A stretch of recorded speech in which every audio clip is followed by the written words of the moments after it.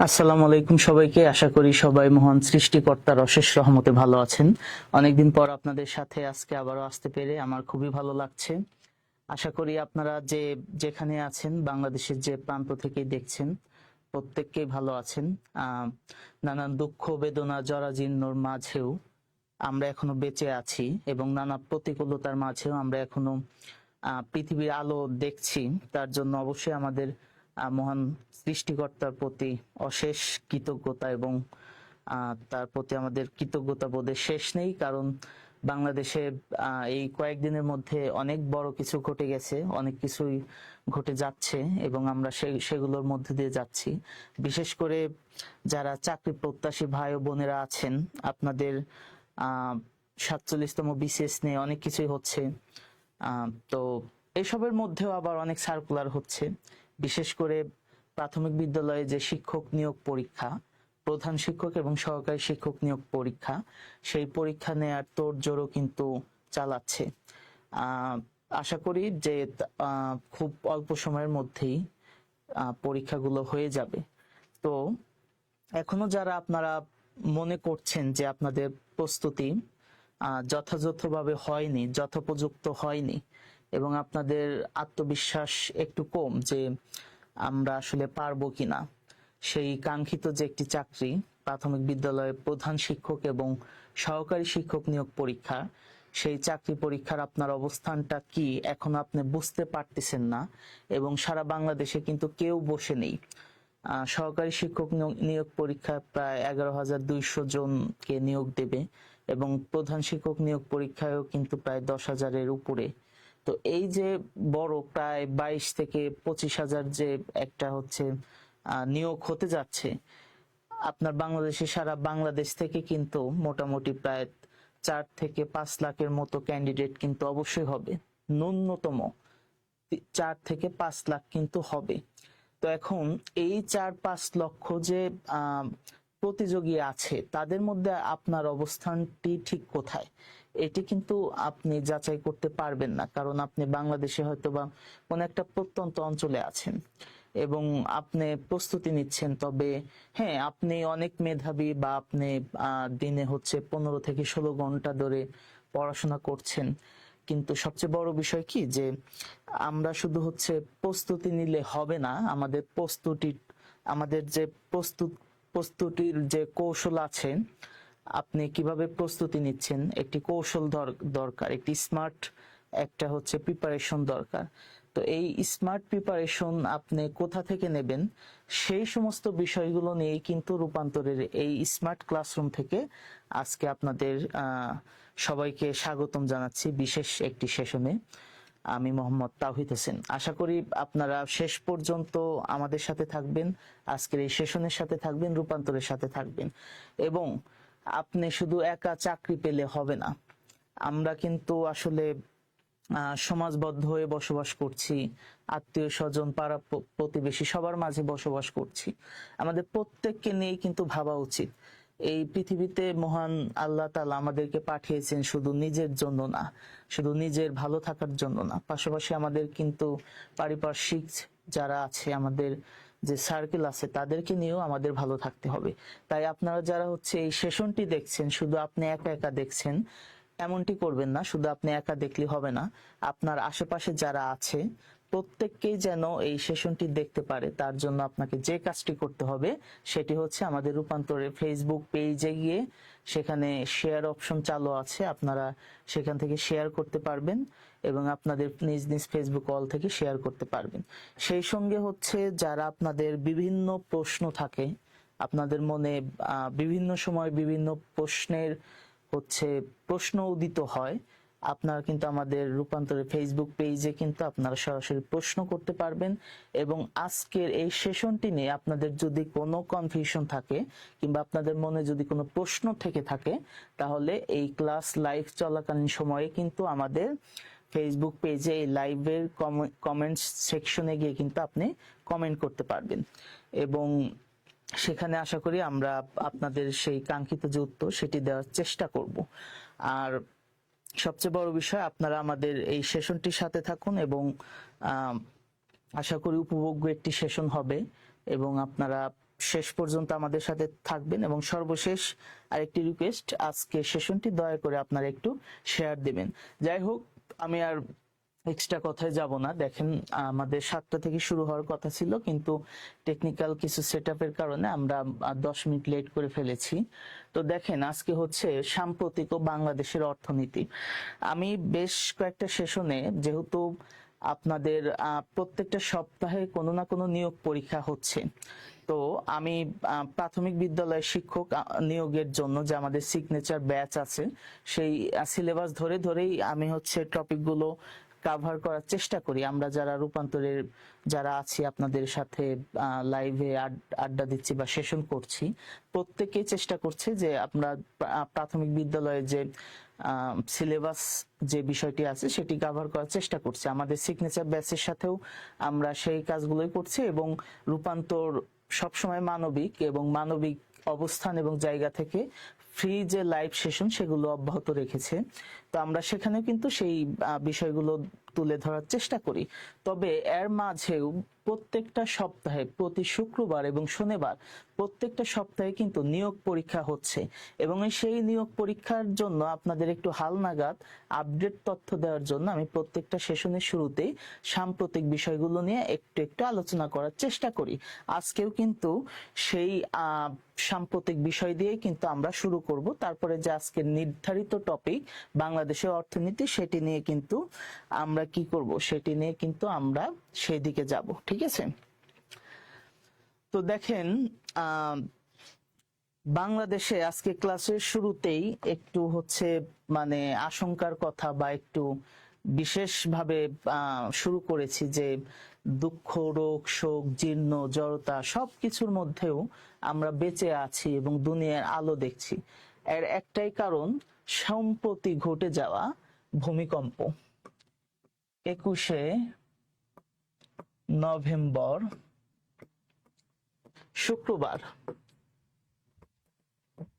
শুক্রবার সকাল 10টা 38 থেকে 10টা 39 আপনারা জানেন বাংলাদেশের হচ্ছে বিগত 28 বছরের মধ্যে একটি স্মরণকালের ভয়াবহ একটি ভূমিকম্প হয়ে গেছে, এবং সেই ভূমিকম্পে রিক্টার স্কেলের মাত্রা ছিল 5.7। কত মাত্রা ছিল? 5.7। এবং এই ভূমিকম্পের উৎপত্তি স্থল হচ্ছে নরসিংদী এবং কি মাধবকুণ্ড, এবং 6 জন নিহত হয়েছে।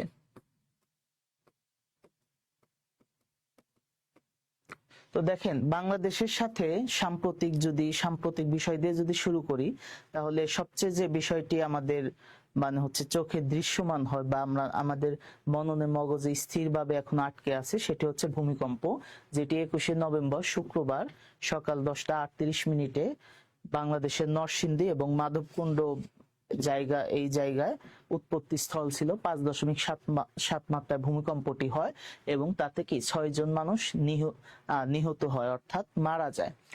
তো আপনারা যারা হচ্ছে সম্প্রতি মানে হচ্ছে এটা তো গত সপ্তাহে গেছে, গত শুক্রবারে, আপনারা যারা 1 থেকে 2 সপ্তাহ পর যে সমস্ত নিয়োগ পরীক্ষা হবে, সেই নিয়োগ পরীক্ষায় 99.9% আপনার এই প্রশ্নটি আসার সম্ভাবনা আছে। এখান থেকে প্রশ্ন কিভাবে হতে পারে যে 21শে নভেম্বর বাংলাদেশে ঘটে যাওয়া ভূমিকম্পে রিক্টার স্কেলের মাত্রা কত ছিল। আবার এটা হতে পারে যে 21শে নভেম্বর বাংলাদেশে ঘটে যাওয়া ভূমিকম্পের উৎপত্তি স্থল কোথায় ছিল। এই 2 টাইপের প্রশ্ন হতে পারে। ঠিক আছে? তো আশা করি আপনারা এই প্রশ্নটি যে কোনো নিয়োগ পরীক্ষায় কমন পাবেন, সেটি 10ম গ্রেড থেকে 20তম গ্রেড পর্যন্ত, 10ম গ্রেড থেকে 12, 13, 14, 15 গ্রেড পর্যন্ত আপনারা কমন অবশ্যই আশা করি পাবেন কোনো না কোনো নিয়োগ পরীক্ষাতে। তো দেখেন, তাহলে এই ভূমিকম্পটি হলো, এবং ভূমিকম্প হওয়ার পর বাংলাদেশে যেটি ঘটলো, বিশেষ করে যারা আমরা ঢাকাতে থাকি, তাদের মনে কিন্তু এক ধরনের কি অস্থিরতা এবং হচ্ছে একটা অনিশ্চয়তা কিন্তু আমাদের মাঝে এখনো বিরাজমান। কারণ বাংলাদেশে আরো বেশ কয়েকটা জায়গায় হচ্ছে এই ভূমিকম্প হওয়ার জন্য যে সম্ভাব্য যে বিষয়গুলো আছে সেগুলো কিন্তু চিহ্নিত হয়েছে। বিশেষ করে হচ্ছে আপনার ভূমিকম্প যে কারণে হয়, যে টেকটনিক প্লেটের স্থানচ্যুতির কারণে এই ভূমিকম্পগুলো হয়ে থাকে। তো বাংলাদেশের অনেক জায়গা, বিশেষ করে হচ্ছে ময়মনসিংহ এবং হচ্ছে টাঙ্গাইলে মধুপুর, ওই দিক দিয়ে কিন্তু এই বিশাল একটি ফাটল মাটির নিচে দেখা দিয়েছে, যে টেকটনিক প্লেটের যে স্থানচ্যুতি সেটি কিন্তু দেখা দিচ্ছে। এবং বাংলাদেশের যারা হচ্ছে মৃত্তিকা গবেষক আছে এবং ভূমিকম্প বিষয়ক যারা হচ্ছে এক্সপার্ট আছেন, তারা কিন্তু এই বিষয়গুলো বলছেন যে সম্ভাব্য আরো কি ভূমিকম্প বাংলাদেশে হতে পারে। এবং শুরুতে নয় মাত্রার ভূমিকম্পের পূর্বাভাস দিলেও এখন কিন্তু সেটি থেকে সরে এসেছে, ঠিক ততটা হবে না। তো দেখেন এই এবং ভূমিকম্পের এই সমস্ত কারণের জন্য কিন্তু বাংলাদেশের ঢাকা বিশ্ববিদ্যালয় সহ আরো বেশ কিছু শিক্ষা প্রতিষ্ঠান তাদের কার্যক্রম বন্ধ রেখেছে। তো যাই হোক, আপনারা কিন্তু এই ভূমিকম্প থেকে এই প্রশ্নটা আসলে এটা কিন্তু আপনারা উত্তর করবেন। আশা করি এই প্রশ্নটি আসার সম্ভাবনা অত্যধিক রয়েছে। আপনারা এই বিষয়গুলো মাথায় রাখবেন। আর সাম্প্রতিক বিষয় মানে হচ্ছে প্রত্যেক দিন ঘটে যাওয়া এই বিষয়গুলোই ছাড়াই আর কিছু কিন্তু থাকে না। তারপরে দেখেন সম্প্রতি অল্ট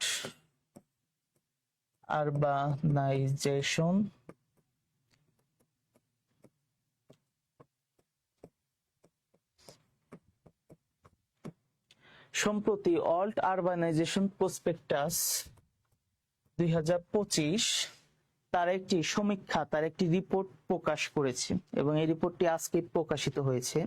সেটি হচ্ছে পৃথিবীতে যতগুলো শহর আছে সেই শহরগুলোর মধ্যে ঢাকা হচ্ছে জনসংখ্যার দিক দিয়ে দ্বিতীয় স্থানে অবস্থান করছে। কততম স্থানে?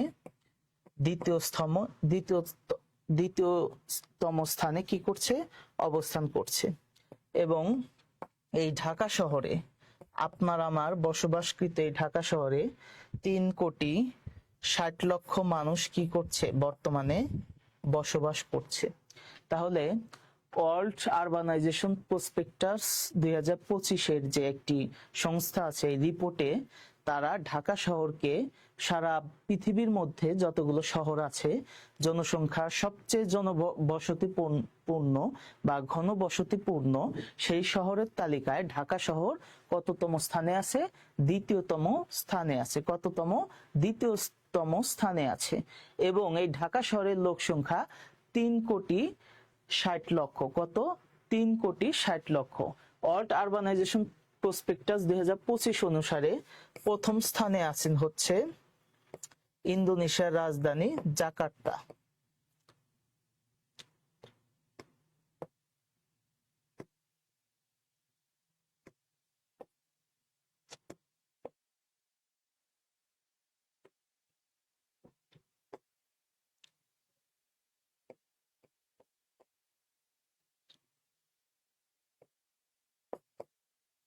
জাকার্তা ইন্দোনেশিয়ার রাজধানী, তারা কিন্তু প্রথম স্থানে আছেন। এবং তৃতীয় স্থানে আছে হচ্ছে টোকিও।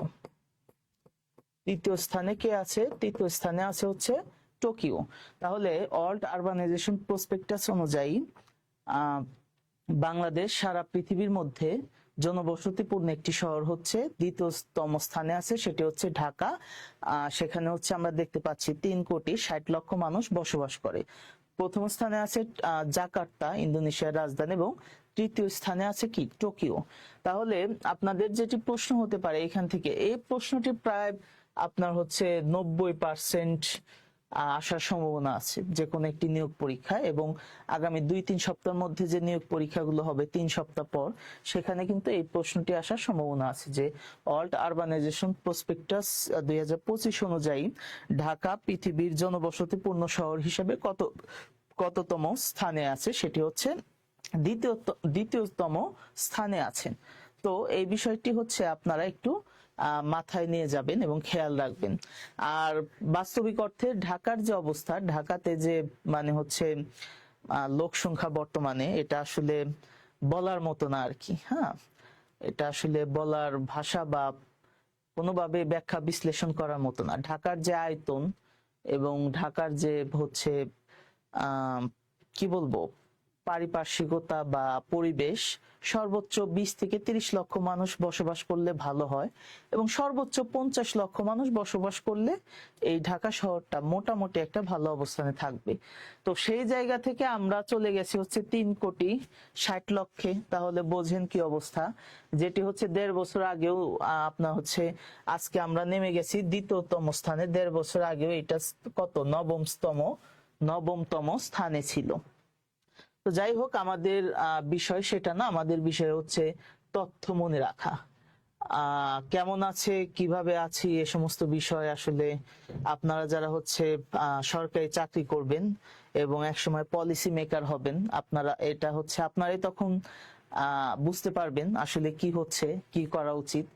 এবং আপনারা যারা চাকরি পাবেন, আপনাদের কাছে আমার মতো সাধারণ মানুষ যে আছি, খুবই একজন সাধারণ মানুষ, বা আমার মতো যারা আরো সাধারণ মানুষ আছে, আপনাদের কাছে প্রত্যাশা থাকবে আমাদের এইটাই যে আপনারা চাকরি পাওয়ার পর এই যে পলিসি ডেভেলপমেন্ট এবং সিস্টেম, এই বিষয়গুলোতে আমাদের মনের দুঃখ কষ্ট উপলব্ধি করে আপনারা সেই মতো পদক্ষেপ নেবেন।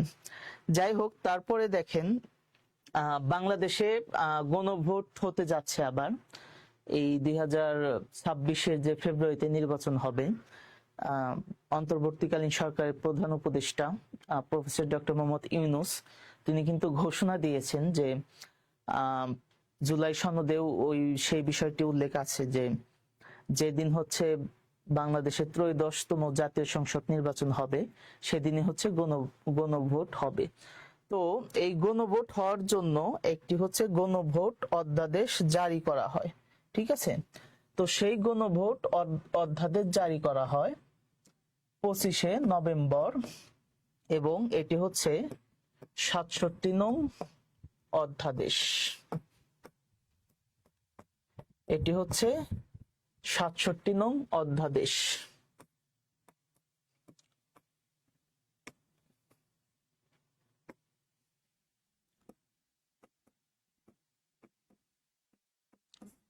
গণভোট অধ্যাদেশ জারি, গণভোট অধ্যাদেশ জারি, সেটি 25শে নভেম্বর করা হয় এবং রাষ্ট্রপতির এটি 67 নং অধ্যাদেশ। কত নং অধ্যাদেশ? 67 নং অধ্যাদেশ। অধ্যাদেশ জারি করতে পারে কে? অধ্যাদেশ জারি করতে পারে রাষ্ট্রপতি। অধ্যাদেশ জারি করতে পারে রাষ্ট্রপতি এবং এটি সংবিধানের 93 নং অনুচ্ছেদ অনুযায়ী, আপনাদের যখন সংবিধান পড়িয়েছি তখন হচ্ছে এই বিষয়গুলো নিয়ে আলোচনা কিন্তু করেছি। তাহলে অধ্যাদেশ জারি করতে পারে কি? অধ্যাদেশ জারি করতে পারে রাষ্ট্রপতি এবং সংবিধানের 93 নং অনুচ্ছেদ অনুযায়ী রাষ্ট্রপতি অধ্যাদেশ জারি করতে পারে। অধ্যাদেশ কখন জারি করা হয়? যখন সংসদের কার্যক্রম বহাল থাকে না বা সংসদ বিরতিতে গেছে, কোনো কারণে সংসদ বিলুপ্ত হয়েছে এবং নতুন একটি সংসদ গঠিত হয়নি, বা নতুন একটি সংসদ গঠিত হওয়ার পরে সেই সংসদের যে কোরাম বা হচ্ছে যে অ্যাসেম্বলি হয় সেইটা অনুষ্ঠিত হয়নি, কিন্তু দেশে এমন একটি পরিস্থিতি তৈরি হয়েছে যেটির জন্য কি একটি আশু সমাধান দরকার। তার জন্য আমাদের সংবিধানের 93 নং অনুচ্ছেদ অনুযায়ী রাষ্ট্রপতিকে একটি ক্ষমতা দেওয়া হয়েছে যে আপনি অধ্যাদেশ জারি করতে পারবেন। অধ্যাদেশ আপনার হচ্ছে আইনে পরিণত হয় তখন যখন সংসদ আবার পুনরায় বসে এবং সংসদ বসার পর 15 দিনের মধ্যে উত্থাপন করা হয় এবং 15 দিনের মধ্যে উত্থাপন করার পর সংসদ যদি সেটি হচ্ছে আমলে নিয়ে সম্মতি দেয়, বিল আকারে প্রকাশ করে এবং গেজেট আকারে প্রকাশ করে যে হ্যাঁ অধ্যাদেশটি হচ্ছে আমরা মেনে নিলাম, তাহলে সেটা আইনে পরিণত হবে। ঠিক আছে? তো দেখেন, এই সংবিধানের 93 নং অনুচ্ছেদ অনুযায়ী রাষ্ট্রপতি অধ্যাদেশ জারি করতে পারে। তো গণভোট নিয়ে এই রাষ্ট্রপতি, আমাদের বর্তমান রাষ্ট্রপতি মোহাম্মদ শাহাবুদ্দিন চুপ্পু সাহেব, মহামান্য রাষ্ট্রপতি। আর একটি বিষয় মনে রাখবেন যে বাংলাদেশে হচ্ছে একজন ব্যক্তিকে মহামান্য হিসেবে সম্বোধন করতে হয়। অরেন্ট অফ প্রেসিডেন্স অনুযায়ী সেটি হচ্ছে মহামান্য রাষ্ট্রপতি বলতে হবে। আর যারা আছেন মাননীয় প্রধানমন্ত্রী বা মাননীয় প্রধান উপদেষ্টা, মাননীয় প্রধান বিচারপতি, এদেরকে মাননীয় হিসেবে সম্বোধন করতে হয়, কিন্তু শুধুমাত্র রাষ্ট্রপতির ক্ষেত্রে মহামান্য ব্যবহার করতে হয়। এবং বাংলাদেশে যে জাতীয় প্রতীক আছে, এই জাতীয় প্রতীক দুইজন মানুষ হচ্ছে ব্যবহার করতে পারে, একজন হচ্ছে রাষ্ট্রপতি আর একজন হচ্ছে প্রধানমন্ত্রী। এবং বাংলাদেশে দুইজন ব্যক্তি ভিভিআইপি প্রোটোকল পায়, তারা হচ্ছে প্রধানমন্ত্রী এবং রাষ্ট্রপতি। এই সাপ্লিমেন্টারি তথ্যগুলো আপনারা কি আপনাদের খাতায় একটু টুকে নেবেন। আর সাধারণ জ্ঞান পড়ার কিন্তু টেকনিকই ঠিক এইটা, ঠিক আছে? একটি বিষয় যখন আপনি পড়তে নেবেন, সেই বিষয়ের সাথে অনেকগুলো বিষয় আপনার যুক্ত হবে, তখন কি করবেন, সাইড নোট বা সাইডে হচ্ছে আপনি নোট করে নেবেন, যাতে রাষ্ট্রপতি নিয়ে পড়তে যেন রাষ্ট্রপতির খুঁটিনাটি সবকিছু যেন আপনি কি করতে পারেন, জানতে পারেন। তো যাই হোক, 25শে নভেম্বর 67 নং অধ্যাদেশ জারির মাধ্যমে গণভোট অধ্যাদেশ জারি করা হয়। এরপর আমরা আমাদের হচ্ছে পরবর্তী সাম্প্রতিক প্রশ্নে চলে যাব। আমাদের পরবর্তী সাম্প্রতিক প্রশ্ন হচ্ছে,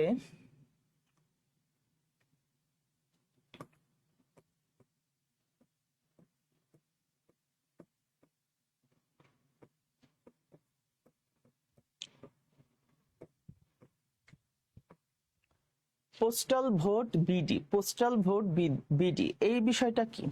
এটা হচ্ছে একটা অ্যাপস, ঠিক আছে? বাংলাদেশের ইতিহাসে 1973 সালে প্রথমবার নির্বাচন হয়। 1973 সালে এই বাংলাদেশের ইতিহাসে 1973 সাল থেকে দ্বাদশ জাতীয় সংসদ নির্বাচন, যেটি 2024 সালে হয়েছিল জানুয়ারিতে, সেই নির্বাচন পর্যন্ত প্রবাসীরা নির্বাচনে অংশগ্রহণ করতে পারে নাই, ঠিক আছে? আমাদের, আপনারা জানেন যে বাংলাদেশে বিশাল একটি অংশ, বিশাল একটি জনগোষ্ঠী, তারা হচ্ছে আমাদের রেমিটেন্স যোদ্ধা যাদেরকে বলছি, তারা কিন্তু বিদেশে আপনার মিডল ইস্ট যেটা আছে, অর্থাৎ মধ্যপ্রাচ্য বা আরব দেশগুলো বা ইউরোপ, তারপরে হচ্ছে আরো বিভিন্ন দেশে, বিভিন্ন মহাদেশে যারা ছড়িয়ে ছিটিয়ে আছে, প্রায় 1 কোটির উপরে প্রবাসী কিন্তু আছে। এই যে বিশাল একটি জনগোষ্ঠীর ভোট আমরা কিন্তু কি করছি না, আমরা কিন্তু এই দ্বাদশ জাতীয় সংসদ নির্বাচনে আমরা কিন্তু কাউন্ট করি নাই, তাদেরকে ভোটের বাইরে আমরা কি রেখেছি। তাদেরকে আমরা রেমিটেন্স যোদ্ধা বলছি, কিন্তু তাদেরকে আমরা, তাদের যে ভোটাধিকার কিন্তু এটা একটি রাজনৈতিক অধিকার, ঠিক আছে? এবং এই ভোটাধিকার কিন্তু আমাদের মৌলিক অধিকার, আমাদের সংবিধানের 3য় ভাগে কিন্তু এই বিষয়টি কি বলা আছে, ঠিক আছে? যে ভোটাধিকার যদিও ডিরেক্টলি বলা নাই, তবে ইনডিরেক্টলি কি করা আছে, আপনার ভোটাধিকার কিন্তু মৌলিক অধিকারের মধ্যে পড়ে এবং এটা কিন্তু মানবাধিকারও বটে। তো এই যে আমরা বিশাল একটি জনগোষ্ঠীকে আমরা এই দ্বাদশ সংসদ নির্বাচন পর্যন্ত আমরা ভোটের বাইরে রেখেছিলাম, কিন্তু এই ত্রয়োদশ যে নির্বাচন হবে, এই নির্বাচনে কিন্তু প্রবাসী যারা আছে তাদেরকে ভোটাধিকারে ব্যবস্থা কিন্তু করা হচ্ছে, তাদেরকে ভোটার তালিকা অন্তর্ভুক্ত করে তারা যেন ডিজিটাল মাধ্যমে ভোট দিতে পারে, সেই জন্য এই পোস্টাল ভোট বিডি নামে একটি অ্যাপস মানে তৈরি করা হয়েছে। এবং এই অ্যাপসের মাধ্যমে, এই অ্যাপসে ঢুকে রেজিস্ট্রেশন করে এ পর্যন্ত প্রায় 11 লক্ষ উপরে মানুষ হচ্ছে এইখানে রেজিস্ট্রেশন করেছে, এবং এই অ্যাপস এর মাধ্যমে কিন্তু তারা কি করতে পারবে, ভোট দিতে পারবে। তো এই বিষয়টি ইম্পর্টেন্ট, এটি আপনারা একটু মনে রাখবেন যে পোস্টাল ভোট বিডি এটি হচ্ছে বাংলাদেশের ইতিহাসে প্রথমবারের মতো প্রবাসী বাংলাদেশী যারা আছে তাদের ভোটাধিকার প্রয়োগের জন্য এই অ্যাপসটি হচ্ছে কি করা হয়, তৈরি করা হয়। তারপরে দেখেন,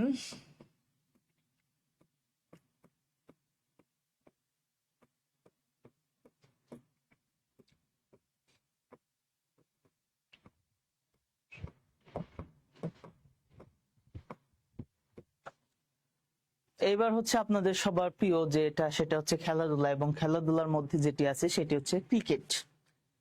প্রথম বাংলাদেশী হিসেবে 100তম টেস্ট ম্যাচ খেলার স্বীকৃতি লাভ করেন মুশফিকুর রহিম।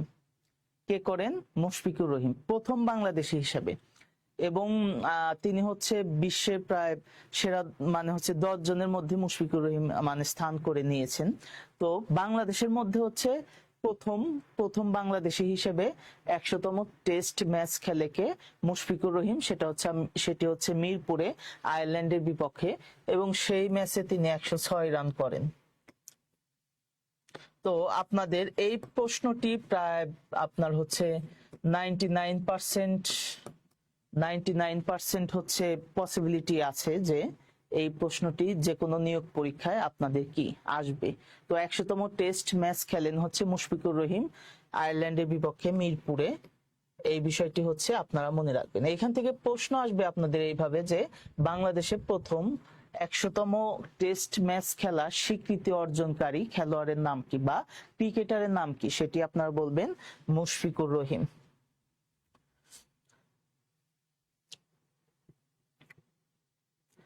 তারপরে দেখেন জাতিসংঘের সামাজিক এবং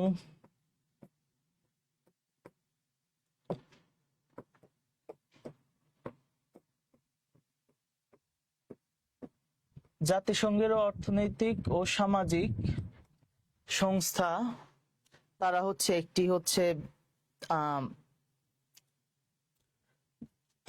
একটি মানে হচ্ছে তথ্য প্রকাশ করেছে ওয়ার্ল্ড ব্যাংকের মাধ্যমে। সেই অনুযায়ী বাংলাদেশের বর্তমানে দরিদ্রের হার 21%। সেই তথ্য অনুযায়ী বাংলাদেশের দরিদ্রের হার কত? বাংলাদেশের দরিদ্রের হার 21%, অর্থাৎ বাংলাদেশের কি 21% মানুষ তারা দরিদ্র সীমার নিচে বাস করছে। ঠিক আছে, আপনারা মানে হচ্ছে 21% এইটা ভাইবেন না যে বাংলাদেশে 21% মানুষ গরিব বা দরিদ্র। না, গরিব কিন্তু আমি নিজেও গরিব, ঠিক আছে, তবে আমি কি করতে পারি? সারভাইভ করতে পারি। দরিদ্র সীমার একটা হচ্ছে স্তর আছে, ঠিক আছে। ধরেন এই যে আপনারা যখন PH7 আছে না, PH7 হচ্ছে নিরপেক্ষ, ঠিক আছে, তার যত নিচে আসবে তত হচ্ছে আপনার অম্ল হবে, উপরে গেলে কি হবে? ক্ষার হবে। তো এই পিএইচ মিটারে যে একটা মাত্রা আছে, তো দরিদ্র সীমার হচ্ছে একটা মাত্রা আছে। হ্যাঁ, বাংলাদেশে অনেক মানুষ দরিদ্র যারা হচ্ছে কোনো মতে হচ্ছে 2 বেলা হয়তো বা ডাল ভাত খেয়ে বেঁচে আছে, ঠিক আছে, আমার মতো আর কি। তো এই যে যারা আছে এরাও কিন্তু দরিদ্র, তবে এইটা মানে হচ্ছে আনুষ্ঠানিকভাবে একটি রিপোর্ট প্রকাশ করে এই দরিদ্রতা হচ্ছে যারা হচ্ছে দরিদ্র সীমার একদম নিচে, সেই শতাংশ হচ্ছে 21%, এবং এইটা গত বছরে চেয়ে কিন্তু কি হয়েছে? বৃদ্ধি হয়েছে বা বৃদ্ধি পেয়েছে, ঠিক আছে। তো দেখেন বাংলাদেশে কিন্তু প্রত্যেকটা বছরই দরিদ্র মানুষের সংখ্যা কিন্তু বৃদ্ধি পাচ্ছে। দরিদ্র মানুষের সংখ্যা কিন্তু বাংলাদেশে বৃদ্ধি পাচ্ছে প্রত্যেকটা বছর, এবং সেটি দাঁড়িয়েছে হচ্ছে 21%।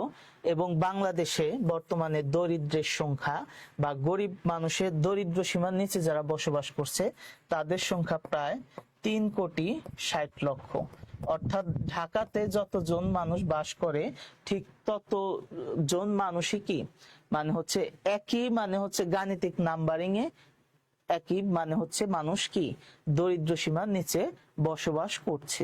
তো এই বিষয়টি আপনারা মনে রাখবেন যে বাংলাদেশে বর্তমানে এখান থেকে প্রশ্ন হবে এইটা যে বর্তমানে বাংলাদেশে দরিদ্র সীমার নিচে বসবাস করছে কতজন মানুষ? সেইখানে হচ্ছে আপনার 3,60,00,000 মানুষ কি দরিদ্র সীমার নিচে বসবাস করছে। এই বিষয়টি আপনারা হচ্ছে খেয়াল রাখবেন। এই প্রশ্নটি কিন্তু আসার সম্ভাবনা প্রায় 99%। তারপরে যে বিষয়টি আছে সেটি হচ্ছে যে ভুটানের প্রধানমন্ত্রী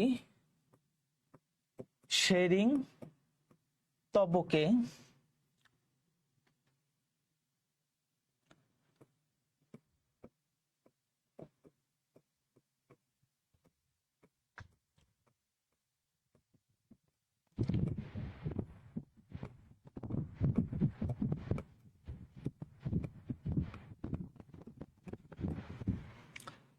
দেখেন বাংলাদেশের সাথে ভুটানের এই শেরিং তবকে বাংলাদেশে অবস্থান করছিলেন।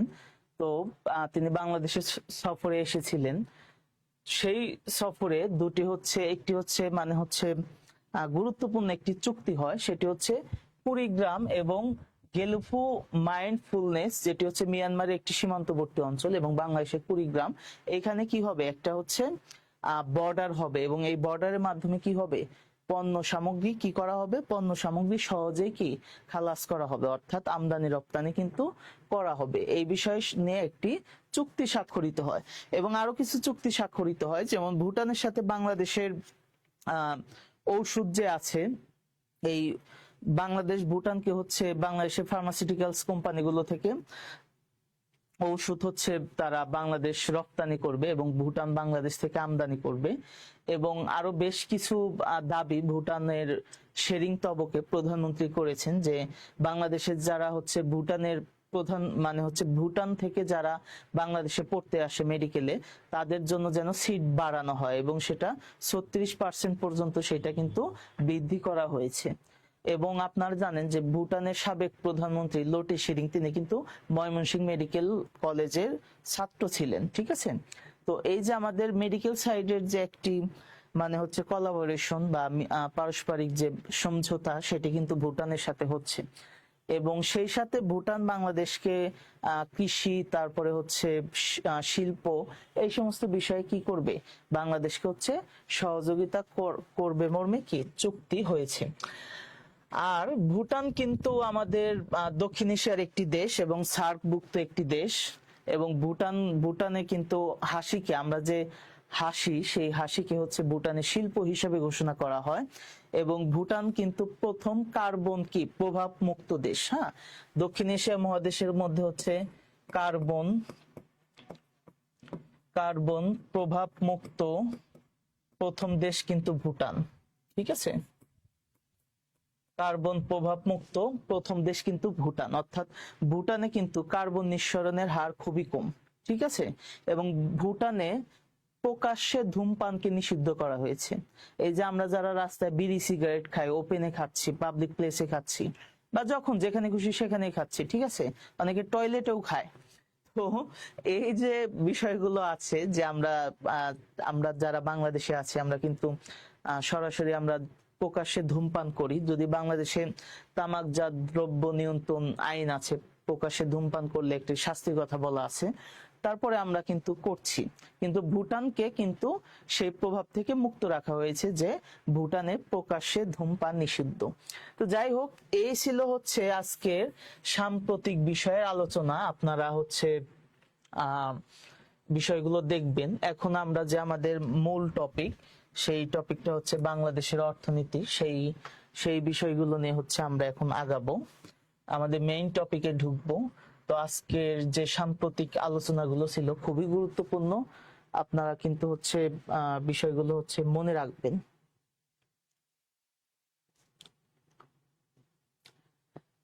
দেখেন, এইখানে হচ্ছে আমরা বলছি বাংলাদেশের অর্থনীতি। বাংলাদেশের অর্থনীতি বলতে আপনি কি বোঝেন, আপনার কাছে কি মনে হয়? আমি কিন্তু বাংলাদেশের অর্থনীতি পড়তে গিয়ে গোলক ধাঁধায় ভুগি, ঠিক আছে। বাস্তবতা এবং আমাদের হচ্ছে বইয়ের পড়াশোনা, সেটা কিন্তু ভিন্ন কথা বলে। যেমন বাংলাদেশের অর্থনীতি নিয়ে যদি বলেন, সেটি হচ্ছে সংবিধানের 10ম অনুচ্ছেদে আছে।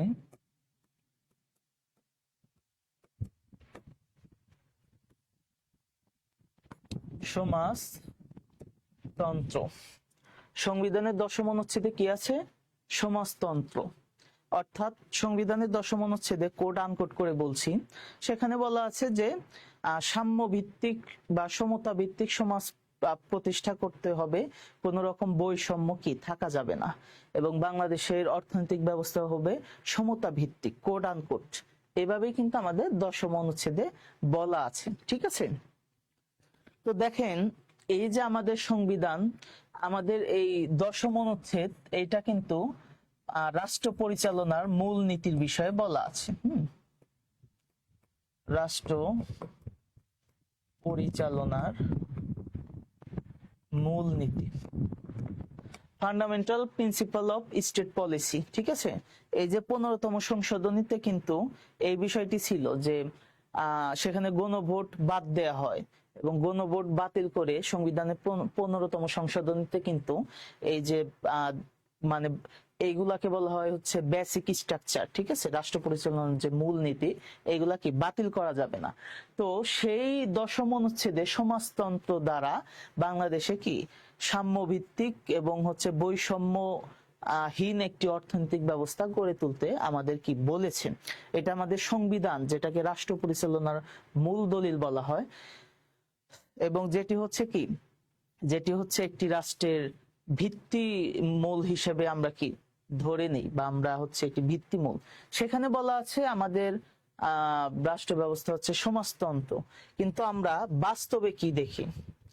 আমরা বাস্তবে দেখি হচ্ছে পুঁজিবাদ। বাস্তবে আমরা কি দেখি? বাস্তবে আমরা দেখি হচ্ছে পুঁজিবাদ। কিন্তু আমাদের সংবিধানে বলা আছে হচ্ছে সমাজতন্ত্র, কিন্তু বাস্তবে আমরা দেখি পুঁজিবাদ। তো এখন বাংলাদেশের অর্থনীতি যদি আমি ধরি, 95% হচ্ছে পুঁজিবাদ, আর 5% হচ্ছে সমাজতন্ত্র। বিষয়টা কিছু ক্ষেত্রে পরিলক্ষিত হয়, বাদ বাকি সব ক্ষেত্রে 95% বা তারও কিছু বেশি ততটা কি পুঁজিবাদ। তো সব মিলিয়ে আমরা যারা হচ্ছে আমরা পড়াশোনা করি একাডেমিক্যালি, বাংলাদেশে হচ্ছে মিশ্র অর্থনৈতিক ব্যবস্থার কথা বলা আছে। যদিও মিশ্র বলা আছে, তবে বাংলাদেশের অর্থনৈতিক ব্যবস্থা মূলত পুঁজিবাদী অর্থনৈতিক ব্যবস্থা। এখন সমাজতান্ত্রিক অর্থনৈতিক ব্যবস্থা এবং পুঁজিবাদী অর্থনৈতিক ব্যবস্থা কি, সেই বিষয়টা হচ্ছে আমাদের একটু জানতে হবে। সমাজতান্ত্রিক অর্থনৈতিক ব্যবস্থায় দেশে প্রাইভেট কোনো সেক্টর থাকতে পারবে না, সবকিছু সরকারের নিয়ন্ত্রণে থাকবে। আপনি প্রাইভেটলি ব্যক্তিগতভাবে আপনি কোনো শিল্প কারখানা বা কোনো সেবা খাত আপনি পরিচালনা করতে পারেন, তবে সেইটা রাষ্ট্রের নিয়ন্ত্রণে থাকবে, এবং দেশের প্রত্যেকটা জনগণকে কি ইকুয়ালি ট্রিটমেন্ট করা হবে, ঠিক আছে।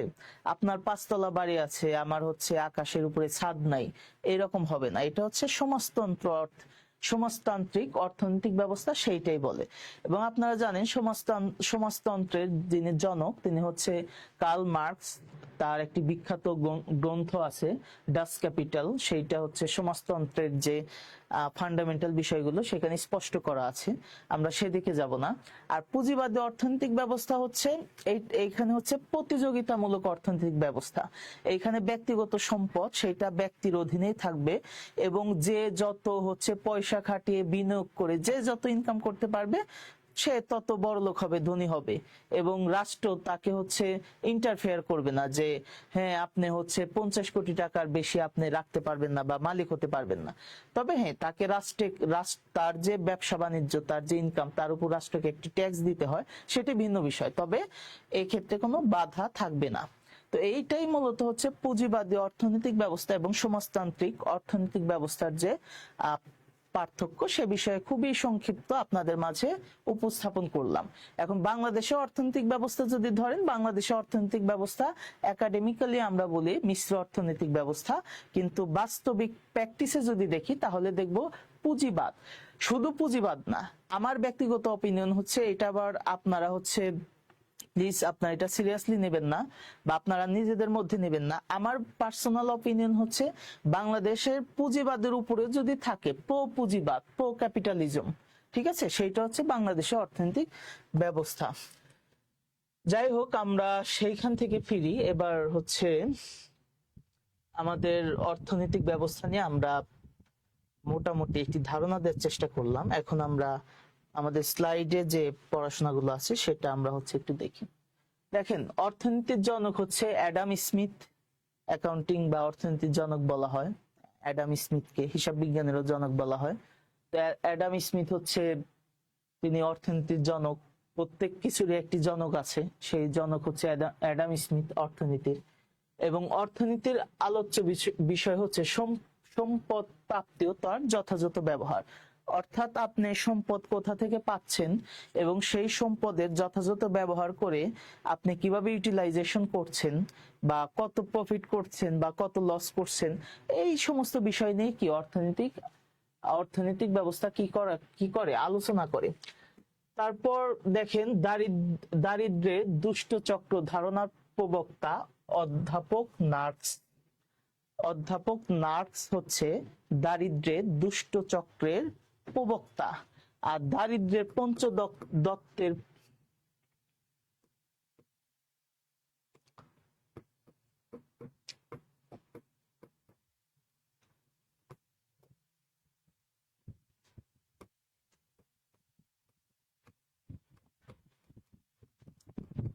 দারিদ্র্যের পঞ্চদত্তের প্রবক্তা হচ্ছে অমর্ত্য সেন। দারিদ্র্যের পঞ্চদত্ত এর প্রবক্তা হচ্ছেন অমর্ত্য সেন। আর দারিদ্র্যের দুষ্ট চক্র ধারণার প্রবক্তা হচ্ছেন অধ্যাপক মার্কস। তাহলে দারিদ্র্যের দুষ্ট চক্রের ধারণার প্রবর্তক অধ্যাপক মার্কস এবং দারিদ্র্যের পঞ্চদত্তর প্রবক্তা হচ্ছেন অমর্ত্য সেন, যে হচ্ছে ভারতীয় উপমহাদেশ থেকে অর্থনীতিতে প্রথম নোবেল পায়। তাহলে এই বিষয়টি আপনারা মনে রাখবেন এবং দুইটি যে সূক্ষ্ম পার্থক্য আছে সেটি মনে রাখবেন। তারপরে দেখেন, আমরা এবার দেখব জাতীয় বাজেট।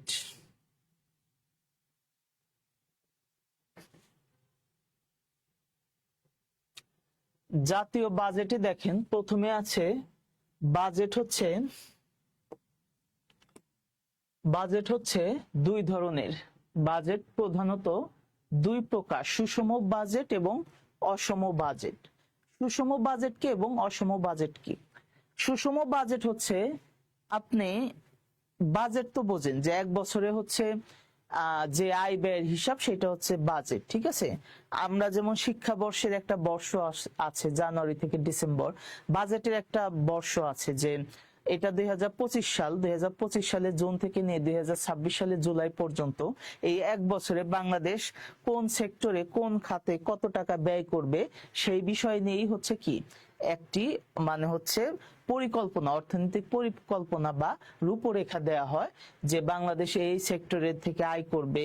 বা বাজেট ধরেন 5 লক্ষ কোটি টাকার একটা বাজেট, 5 লক্ষ কোটি টাকার মধ্যে প্রতিরক্ষা খাতে কত দেবে, শিক্ষা খাতে কত দেবে, পর্যটন খাতে কত দেবে, তারপরে হচ্ছে চিকিৎসা খাতে কত দেবে, এই যে যতগুলো খাত আছে সেই খাতগুলোতে কত টাকা বরাদ্দ দেবে এবং এই 5 লক্ষ কোটি টাকার মধ্যে কত কোটি টাকা বিভিন্ন সেক্টরে বরাদ্দ দিল এবং কত কোটি টাকা হচ্ছে বেঁচে যাচ্ছে এবং কত কোটি টাকা মানে হচ্ছে বিভিন্ন খাত থেকে আবার তুলবে। রেমিটেন্স আছে, তারপর হচ্ছে বৈদেশিক ঋণ আছে, তারপর ইনকাম ট্যাক্স আছে বা আরো অনেক সোর্স আছে সরকারের আয়ের উৎস।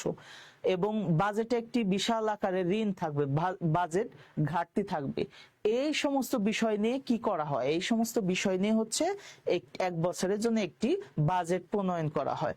তো সুষম বাজেট হচ্ছে, ধরেন বাংলাদেশ 2025-26 অর্থনৈতিক বছরের জন্য 5 লক্ষ কোটি টাকার কিছু উপরে বাজেট প্রণয়ন করছে। তো সেই বাজেটের ধরেন আপনার হচ্ছে 42% দিল হচ্ছে প্রতিরক্ষা খাতে, 16% দিল হচ্ছে আপনার শিক্ষা খাতে, তারপরে হচ্ছে চিকিৎসা খাতে দিল হচ্ছে ধরেন 7%। এই সমস্ত মিলে দেখা গেল যে আপনার বাজেটে প্রায় 4,50,000 কোটি টাকা, 4,50,000 কোটি টাকা হচ্ছে আপনার ব্যয় হচ্ছে, 4,50,000 কোটি টাকা ব্যয় হচ্ছে।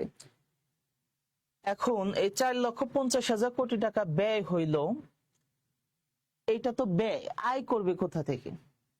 ধরেন 1,00,000 কোটি টাকা আপনার ট্যাক্স থেকে নিল সরকার, ট্যাক্স থেকে নিল। তারপরে আপনার 50,000 কোটি টাকা রেমিটেন্স থেকে নিল, তাহলে কত হলো? 1,50,000 কোটি টাকা। তারপরে হচ্ছে বৈদেশিক ঋণ পাইলো ধরেন হচ্ছে আরো 50,000 কোটি টাকা, 2,00,000 কোটি টাকা। তারপরে কি আর সরকারের আয়ের কোন উৎস নাই, তহবিল নাই। তাহলে এই আপনার হচ্ছে 4,50,000 কোটি টাকার বাজেটে মাত্র উঠছে কত? 2 লক্ষ কোটি টাকা, ঠিক আছে। এখন এই 2 লক্ষ কোটি টাকায় 4,50,000 তার মধ্যে উঠছে 2 লক্ষ কোটি টাকা মাত্র।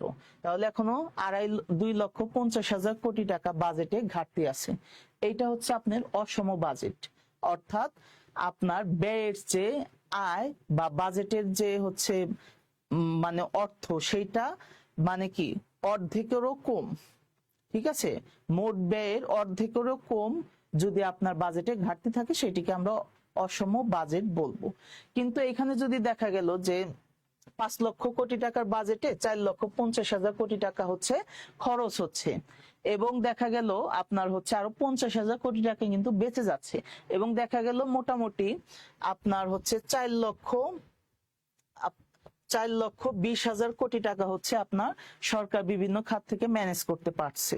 তাহলে মাত্র আপনার হচ্ছে 30,000 কোটি টাকা ঘাটতি আছে। এটিকে আমরা সুষম বাজেট হিসেবে ধরে নিতে পারি।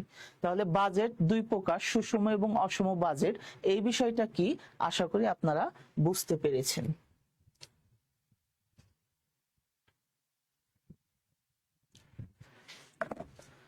দুঃখিত, আমি একটু পানি খেয়ে নিচ্ছি।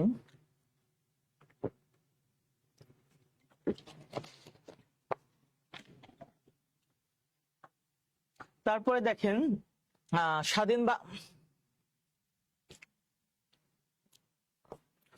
স্বাধীন বাংলাদেশে প্রথম বাজেট পেশ করেন প্রথম অর্থমন্ত্রী তাজউদ্দিন আহমদ, এবং সেটা হচ্ছে 30শে জুন 1972 সালে। দেখেন, বাংলাদেশের প্রথম প্রধানমন্ত্রী ছিলেন তাজউদ্দিন আহমেদ, কারণ মুজিবনগর সরকার বা অস্থায়ী সরকার, যেটা হচ্ছে 1971 সালে 10 এপ্রিল গঠন করা হয়েছিল, সেই সরকারের প্রধানমন্ত্রী ছিলেন তাজউদ্দিন আহমেদ এবং রাষ্ট্রপতি ছিলেন শেখ মুজিবুর রহমান। এবং আমাদের 1973 সাল পর্যন্ত বাংলাদেশে কি প্রেসিডেন্সিয়াল ফর্ম অফ গভর্নমেন্ট ছিল, অর্থাৎ রাষ্ট্রপতি শাসিত সরকার ছিল। কিন্তু 1972 সালে 10 জানুয়ারি যখন শেখ মুজিবুর রহমান স্বদেশ প্রত্যাবর্তন করেন, অর্থাৎ বাংলাদেশে আসেন, তখন কি তিনি প্রেসিডেন্সিয়াল ফর্ম অফ গভর্নমেন্টকে ঝেড়ে ফেলে দিয়ে তিনি কি পার্লামেন্টারি ফর্ম অফ গভর্নমেন্ট বা প্রধানমন্ত্রী শাসিত সরকার ব্যবস্থা আবার প্রণয়ন করেন, এবং সেখানে তিনি কি প্রধানমন্ত্রীর দায়িত্ব পালন করেন। এবং সেই ব্যবস্থায় তাজউদ্দিন আহমেদ ছিলেন হচ্ছে অর্থমন্ত্রী, এবং তিনি স্বাধীন বাংলাদেশে প্রথম বাজেট পেশ করেন 30শে জুন 1972 সালে। এই বিষয়টি আপনারা খুবই ভালোভাবে মনে রাখবেন যে বাংলাদেশের প্রথম বাজেট পেশ করেন কে, খুবই গুরুত্বপূর্ণ, 100% একটা মানে পরীক্ষা আসার মতো একটা কোশ্চেন।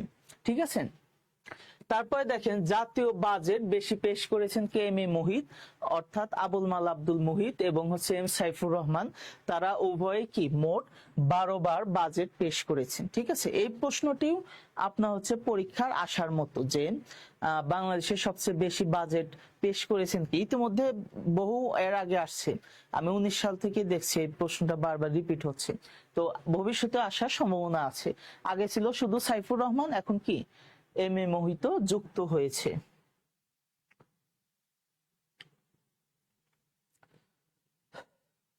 তারপরে দেখেন শেয়ার বাজার পুঁজিবাজার নিয়ন্ত্রণ সংস্থার নাম Bangladesh securities and exchange commission. ঠিক আছে, Bangladesh securities and exchange commission. এখন দেখেন, একদম প্রারম্ভে এই বাংলাদেশটা ছিল না, এই বাংলাদেশটা কি ছিল না। 1993 সালের 8 জুন পর্যন্ত এইটা ছিল securities and exchange commission, securities and exchange commission. এইটা 2012 সালে গিয়ে হয়, 2012 সালে গিয়ে হয় Bangladesh securities and exchange commission. তাহলে সর্বপ্রথম পুঁজিবাজার নিয়ন্ত্রণ সংস্থার নাম কি ছিল, সিকিউরিটিজ অ্যান্ড এক্সচেঞ্জ কমিশন, সেটা 8 জুন 1993 পর্যন্ত। তারপর কি 2012 সালে এসে 8 জুন 1993 সালে হচ্ছে exchange securities and exchange commission পুঁজিবাজার নিয়ন্ত্রণ সংস্থার নামকরণ করা হয়। 2012-তে এসে সেটা হচ্ছে Bangladesh securities and exchange commission. এই তথ্যটি গুরুত্বপূর্ণ, আশা করি মনে রাখবেন আপনারা। তারপরে দেখেন Dhaka stock exchange. Dhaka stock এক্সচেঞ্জের যাত্রা শুরু করে 1956 সালে নারায়ণগঞ্জে। তারপরে ঢাকা স্টক এক্সচেঞ্জ প্রতিষ্ঠিত হয় 28 এপ্রিল 1954 সালে। তাহলে দেখেন প্রতিষ্ঠিত হয় 1954 সালে, কিন্তু যাত্রা শুরু করে কত সালে? 1956 সালে। অর্থাৎ প্রতিষ্ঠিত হওয়ার 2 বছর পর এর কার্যক্রম শুরু হয়। দেশের দ্বিতীয় শেয়ার বাজারের নাম চট্টগ্রাম স্টক এক্সচেঞ্জ, এটা মনে রাখবেন, চট্টগ্রাম স্টক এক্সচেঞ্জ। এবং চট্টগ্রাম স্টক এক্সচেঞ্জ প্রতিষ্ঠিত হয় 1995 সালে। এবার আসেন বাংলাদেশ ব্যাংক নিয়ে। বাংলাদেশ কেন্দ্রীয় ব্যাংকের নাম বাংলাদেশ ব্যাংক। তাহলে বাংলাদেশের কেন্দ্রীয় ব্যাংকের নাম কি? বাংলাদেশ ব্যাংক। এবং বাংলাদেশ কেন্দ্রীয় ব্যাংকের পূর্ব নাম ছিল স্টেট ব্যাংক অফ পাকিস্তান। তাহলে যদি প্রশ্ন করা হয় বাংলাদেশের কেন্দ্রীয় ব্যাংকের পূর্ব নাম কি ছিল, সেই নাম ছিল স্টেট ব্যাংক অফ পাকিস্তান। কারণ আপনারা জানেন 1971 সালে 16 ডিসেম্বর আগ পর্যন্ত আমরা পূর্ব পাকিস্তান নামে পশ্চিম পাকিস্তানের কি অধীনস্থ ছিলাম। 2টা প্রভিন্স ছিল পাকিস্তানের। বাংলাদেশ ব্যাংক প্রতিষ্ঠিত হয় 16 ডিসেম্বর 1971 সালে। অর্থাৎ এইটা প্রতিষ্ঠিত বলতে মানে হচ্ছে আগে যেটা স্টেট ব্যাংক অফ পাকিস্তান ছিল, অর্থাৎ পাকিস্তানের অধীনে থাকার কারণে এই নাম হয়।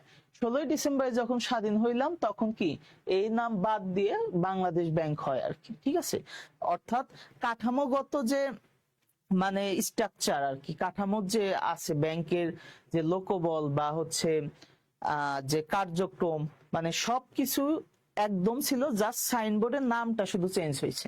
ঠিক আছে, তো এইটা 16 ডিসেম্বর 1971 সালে, কারণ আমরা ওই দিন কি আমাদের স্বাধীনতা পাই। বাংলাদেশ ব্যাংকের পরিচালনা পর্ষদ 10 জন সদস্যের সমন্বয়ে গঠিত। একজন চেয়ারম্যান থাকবেন, একজন সদস্য সচিব থাকবেন এবং কি 8 জন পরিচালক থাকবেন। আপনারা অনেকে আছেন যারা হচ্ছে বাংলাদেশ ব্যাংকে কি হতে চান, ডিরেক্টর হতে চান, ঠিক আছে, বা সেক্রেটারি হতে চান, আপনাদের স্বপ্ন। তারা এই সমস্ত তথ্যগুলো কি খুবই ভালো করে জানবেন, কারণ আপনি কিন্তু ওই ব্যাংকের অধীনেই কি বা আপনি হচ্ছে বাংলাদেশ ব্যাংকে আপনি চাকরি করবেন। সেই জন্য আপনাকে যে প্রতিষ্ঠানে চাকরি করবেন সেই প্রতিষ্ঠানের নারী নক্ষত্র সবকিছু কি আপনাকে জেনে যেতে হবে। বাংলাদেশ ব্যাংক প্রশিক্ষণ একাডেমি মিরপুরে, অর্থাৎ আমি আজকে এই রূপান্তরের যে ডিজিটাল ক্লাসরুম থেকে আপনাদের সাথে যুক্ত আছি, ঠিক তার পাশে আর কি এই মিরপুরেই এই বাংলাদেশ ব্যাংক প্রশিক্ষণ একাডেমি। অর্থাৎ আপনি যখন ব্যাংকের সার্কুলারে আবেদন করে পরীক্ষা নিরীক্ষা দিয়ে আপনি যখন চাকরি পাবেন, আপনি যখন গেজেটেড হবেন, তখন আপনাকে একটি 3 মাস বা 6 মাসের একটি প্রবেশন বা অ্যাপ্রেন্টিস পিরিয়ড আপনাকে হচ্ছে কাটাতে হবে। সেইটা হচ্ছে সেই প্রশিক্ষণ দেবে আপনার হচ্ছে মিরপুরে। বাংলাদেশ ব্যাংকের প্রধান কার্যালয় বিভাগ হচ্ছে 27টি। অর্থাৎ বাংলাদেশ ব্যাংকের যে প্রধান কার্যালয় বিভাগ, অর্থাৎ মতিঝিলে যে বাংলাদেশ ব্যাংক আছে প্রধান কার্যালয়, সেই কার্যালয়ে 27টি বিভাগ আছে, 27টি সেক্টর আছে। সেই সেক্টরগুলো অনেক, যেমন আপনার ঋণ কত দেবে, কোথা থেকে বাংলাদেশ ব্যাংকে হচ্ছে টাকা তহবিল গঠন হবে, এই জাতীয় অনেক সেক্টর আছে। সেই সেক্টর 27টি। বাংলাদেশ ব্যাংকের সদর দপ্তর মতিঝিল ঢাকা, ওই যে শাপলা চত্বর, হ্যাঁ ঠিক আছে, ওই শাপলা চত্বর যেখানে আছে ঠিক ওইখানেই। বাংলাদেশ ব্যাংকের শাখা 10টি, হেড অফিস সহ। অর্থাৎ মতিঝিল যে আছে, মতিঝিলে আপনার হচ্ছে হেড অফিস, বাংলাদেশ ব্যাংকের প্রধান কার্যালয়, সেইটা সহ মোট কয়টি? আরো 9টি শাখা আছে, অর্থাৎ মোট 10টি শাখা আছে। বাংলাদেশ ব্যাংকের গভর্নরের মেয়াদ হচ্ছে আপনার 4 বছর। অর্থাৎ 4 বছর পর পর কি বাংলাদেশ ব্যাংকের গভর্নর পরিবর্তন হবে। বাংলাদেশ ব্যাংকের প্রথম গভর্নর যিনি ছিলেন ANM হামিদুল্লাহ। কে ছিলেন? ANM হাবিবুল্লাহ ছিলেন বাংলাদেশ ব্যাংকের প্রথম গভর্নর। আপনারা এই তথ্যটি খুবই ভালোভাবে মনে রাখবেন। এবং যারা হচ্ছে সাধারণ জ্ঞানের, এইটা হচ্ছে একদম ফান্ডামেন্টাল তথ্য। অর্থাৎ একটা বিল্ডিং এর বেসমেন্ট যেটা আছে, এইটা হচ্ছে আপনারা আজীবন মনে রাখবেন দিলের ভিতরে, ঠিক আছে, হৃদয়ে লিখো নাম, আজীবন রয়ে যাবে। হ্যাঁ, সেই হৃদয়ে লিখে নেবেন। সাধারণ জ্ঞান পড়ার ভিত্তিমূলক প্রশ্নগুলো হৃদয়ে লিখে নেবেন। এবং এই ভিত্তিমূলক প্রশ্ন আপনারা ধরেন আপনি যখন অনার্স শেষ করে নিয়োগ পরীক্ষা দেবেন, আপনি থার্ড ইয়ার বা থার্ড ইয়ারের শেষের দিকে একদম ফোর্থ ইয়ারের শুরু থেকেই এই ভিত্তিমূলক ফান্ডামেন্টাল যে কোশ্চেন আছে এইগুলো আপনাদের হৃদয়ে গেঁথে নেবেন, পাথরে না, খাতায়ও না। কোথায় লিখে লিখে রাখবেন? হৃদয়ে লিখে রাখবেন। তো সেই হৃদয়ে লেখার যে নাম, সেটি হচ্ছে বাংলাদেশ ব্যাংকের প্রথম গভর্নর ANM হামিদুল্লাহ। এখন আসেন, সাম্প্রতিক যারা পরীক্ষা দেবেন, এইটা আপনাদের হৃদয়ে লেখার দরকার নাই, এগুলো আপনারা হচ্ছে খাতায় লিখবেন, ঠিক আছে? আর হালকা মাথায় ধারণা রাখবেন। কারণ বাংলাদেশ ব্যাংকের বর্তমান যে গভর্নর আছেন ডক্টর আহসান এইচ মনসুর, কে? Doctor Ahsan H Mansur. এখন 4 বছর পর এই ভদ্রলোকের কি ম্যাচ শেষ হবে। তো আপনার হচ্ছে যারা 4 বছর পর নিয়োগ পরীক্ষা দেবেন, তার তো এই তথ্য আজকে এখন থেকে মনে রাখার দরকার নাই যে বাংলাদেশ ব্যাংকের বর্তমান গভর্নরের নাম আহসান এইচ মনসুর। হ্যাঁ, এভাবে মনে রাখার কিন্তু কোনো দরকার নাই, কারণ আপনি এখন পরীক্ষা দিচ্ছেন না। এটা 4 বছর পর পর চেঞ্জ হয়, কিন্তু আপনার মনে রাখতে হবে ANM হামিদুল্লাহর নাম, কারণ উনি হচ্ছে প্রথম গভর্নর ছিলেন। তো দেখেন, বাংলাদেশ ব্যাংকের বর্তমান governor doctor Ahsan H Mansur, তিনি হচ্ছে বাংলাদেশের ব্যাংকের 13তম গভর্নর। 13ই আগস্ট 2024 তারিখে এই পদে হচ্ছে নিয়োগ পান, অর্থাৎ জুলাই পরবর্তী সময়ে। এখন প্রশ্ন হচ্ছে, তার মেয়াদ 4 বছর, কিন্তু আবার এই অন্তর্বর্তীকালীন সরকার বিদায়ের পর আবার হচ্ছে কে আসলে মানে হচ্ছে গভর্নর হয় তার কিন্তু ঠিক নাই। কারণ এই আহসান এইচ মনসুরের আগে কিন্তু আব্দুর রউফ ছিল বাংলাদেশ ব্যাংকের গভর্নর, কিন্তু সরকার পরিবর্তনের সাথে সাথে সেও কি পরিবর্তন হয়ে গেছেন। তো এই কারণে এই তথ্যগুলো হচ্ছে আপনারা মনে রাখবেন। মানে হচ্ছে যারা রিসেন্ট, মানে 3-4-5 সপ্তাহ বা 1-2 মাস পর পরীক্ষা দিবেন, আপনারা মনে রাখবেন বাংলাদেশ ব্যাংকের গভর্নর নিয়োগ দেন হচ্ছে রাষ্ট্রপতি। তারপরে আপনার হচ্ছে বাংলাদেশে প্রচলিত যে নোট থাকে, এই নোটের স্বাক্ষর থাকে হচ্ছে গভর্নরের, অর্থাৎ এই যে আপনারা 10 টাকা, 20 টাকা, 150, 200, 1000, 500 এই সমস্ত নোটে কাদের স্বাক্ষর থাকে? গভর্নরের স্বাক্ষর থাকে। বেসরকারি নোটে বা ব্যাংক নোটে স্বাক্ষর থাকে গভর্নরের, আর সরকারি নোটে স্বাক্ষর থাকে হচ্ছে অর্থ সচিবের। আপনারা দেখবেন 1 টাকা, 2 টাকা এবং 5 টাকা, এই 1, 2, 5 টাকা, 1 টাকা, 2 টাকা এবং 5 টাকার নোট যে আছে, এইটা কিন্তু আপনার হচ্ছে সরকারি নোট। হ্যাঁ, এটা কিন্তু ব্যাংক নোট না। এবং এই 1, 2 এবং 5 টাকার নোটে দেখবেন গভর্নরের স্বাক্ষর না, এখানে কার স্বাক্ষর আছে? অর্থ সচিবের স্বাক্ষর আছে। বাংলাদেশের মুদ্রা জাদুঘর অবস্থিত মিরপুরে। আপনারা যাদের সুযোগ আছে, আপনারা যারা আমাদের রূপান্তরের সিগনেচার ব্যাচে আছেন, এবং আমাদের সিগনেচার ব্যাচের যে একটি কথা থাকে, সেটি হচ্ছে আপনি ভর্তি হয়েছেন অনলাইনে, কিন্তু আপনাকে আমরা হাইব্রিড একটি ফ্লেভার দিব। সেটি হচ্ছে মাসে একবার বা 15 দিন পর একবার আপনি আমাদের এই মিরপুর 10 নম্বরে এসে, আমাদের মেইন অফিসে এসে আপনারা সরাসরি কি করবেন? আপনার ইন্টারাকশন করতে পারবেন আমাদের চৌকস শিক্ষক মন্ডলীদের সাথে। তো যারা আপনার সিগনেচার ব্যাচে আছেন এবং যারা ইনরোল হবেন ভবিষ্যতে, তারা কিন্তু আমাদের এখানে ক্লাস করতে এসে আমরা কিন্তু একসাথে এই বাংলাদেশের যে মুদ্রা জাদুঘর সেটা কিন্তু পরিদর্শন করতে পারি, কারণ আমাদের প্রায় হাতের নাগালে এটি অবস্থিত। দেখেন, বাংলাদেশ ব্যাংকের একমাত্র কারেন্সি মিউজিয়াম, বাংলাদেশ ব্যাংকের একমাত্র কারেন্সি মিউজিয়ামের যাত্রা শুরু হয় 28 এপ্রিল 2009 সালে।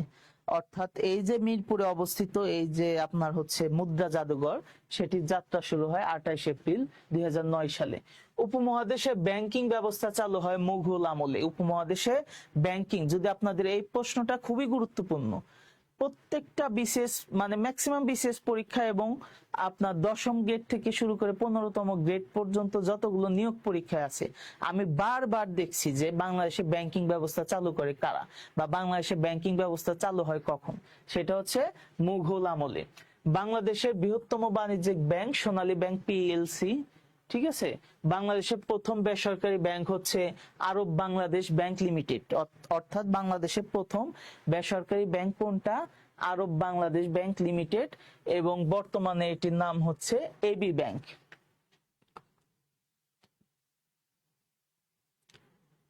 তারপরে দেখেন, বীমা কোম্পানি। বীমার সাথে আপনারা হয়তো বা অনেকেই পরিচিত, অনেকেই কানেক্টেড। ভারতীয় উপমহাদেশের প্রথম বীমা কোম্পানি চালু হয় 1928 সালে। কত সালে শুরু হয়? 1928 সালে। আর পরিমার্জিত হয় হচ্ছে 1938 সালে। তারপরে দেখেন বাংলাদেশ বীমা কোম্পানির পথিকৃৎ হচ্ছে খোদা বক্স। কে? খোদা বক্স হচ্ছে বাংলাদেশের বীমা কোম্পানির পথিকৃৎ, অর্থাৎ তিনি বাংলাদেশের এই যে বীমা নামে যে কিছু একটা আছে এটা হচ্ছে প্রচলন করেন বা পরিচয় ঘটান। বাংলাদেশের রাষ্ট্রায়ত্ত বীমা দুইটি, একটা হচ্ছে জীবন বীমা কর্পোরেশন, যেটি হচ্ছে সুরমা এবং রূপসা নামক কোম্পানিগুলো করে অধীনে হয়। আর হচ্ছে অনেক কোম্পানি আছে, তবে সরকারিভাবে হচ্ছে মানে হাইব্রিড আর কি, অটোনোমাস হিসেবে সুরমা এবং রূপসার অধীনে হয়। আর সাধারণ বীমা কর্পোরেশন তিস্তা এবং কর্ণফুলী। তারপরে দেখেন বাংলাদেশে চালু একমাত্র বিদেশি বীমা কোম্পানির নাম হচ্ছে অ্যালিকো। তারপরে বাংলাদেশে কত সালে বীমা সংস্থাগুলোকে জাতীয়করণ করা হয়? 1972 সালে রাষ্ট্রপতির 95 নং অধ্যাদেশে। কারণ 1972 সালে কি সংসদ ছিল না, ঠিক আছে? কারণ বাংলাদেশের প্রথম সংসদ নির্বাচন হচ্ছে 1973 সালে। এই কারণে সংসদ না থাকার কারণে রাষ্ট্রপতির 95 নং আদেশ বলে অধ্যাদেশ জারি করা হয়, এবং সেটা হচ্ছে 1972 সালে, ঠিক আছে? অর্থাৎ এই জাতীয়করণ, এই বীমাগুলো হচ্ছে পার্সোনাল ছিল, এই পার্সোনাল থেকে এটা কি সরকারি রাষ্ট্রায়ত্ত করে নেয়। এবং হচ্ছে মানে রাষ্ট্রায়ত্ত করা বলতে এখানে হচ্ছে নিয়ন্ত্রণ সংস্থা থাকবে, যেমন বাংলাদেশ ব্যাংক যেমন সব ব্যাংকের কি নিয়ন্ত্রক সংস্থা, ওই রকম বীমা কোম্পানিগুলো কি জাতীয়করণ করে নেয়। বীমা অধিদপ্তরের বর্তমান নাম বীমা উন্নয়ন ও নিয়ন্ত্রণ কর্তৃপক্ষ। এই বিষয়গুলো দেখবেন।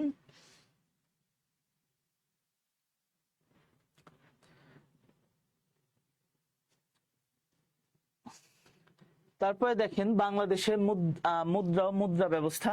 বাংলাদেশে হচ্ছে আপনার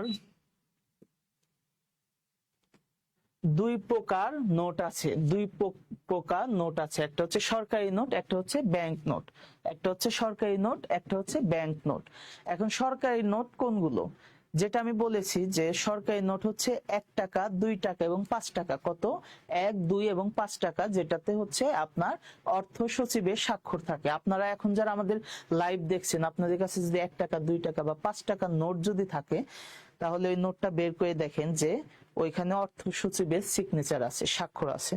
আপনি 10 টাকা, 50 টাকা, 100, 200, 500, 1000 বের করেন, ওইখানে দেখবেন হচ্ছে গভর্নরের স্বাক্ষর আছে, কারণ এটা হচ্ছে ব্যাংক নোট। ব্যাংক নোট হচ্ছে ওইখানে গভর্নরের স্বাক্ষর থাকে এবং ওইখানে লেখা থাকে যে চাহিদা মাত্র গ্রাহককে দিতে বাধ্য, ঠিক আছে?